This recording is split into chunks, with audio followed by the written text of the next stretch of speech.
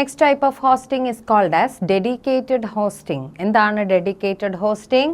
Client leaves the entire web server and all its resources. Client ആ web സെർവറിനെയും അതിൻ്റെ റിസോഴ്സസിനെയും ഒക്കെ ലീവ് ചെയ്യുന്നു.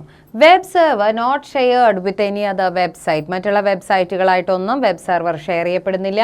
ഗ്യാരണ്ടീഡ് പെർഫോമൻസ്, നമുക്ക് യാതൊരു ഡൗട്ടും ഇല്ല, നല്ല പെർഫോമൻസ് ആണ്.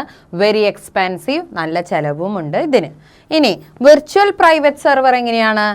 Virtually partitioned into several servers. ശരിക്കും ഒറിജിനലി അല്ല, എന്നാൽ വിർച്വലായിട്ട് നമുക്ക് പാർട്ടീഷൻ ചെയ്തിട്ടുണ്ട്. റാം, ഓരോ വിർച്വൽ വെബ് സെർവറിന് സെപ്പറേറ്റ് റാം ഉണ്ടാവും.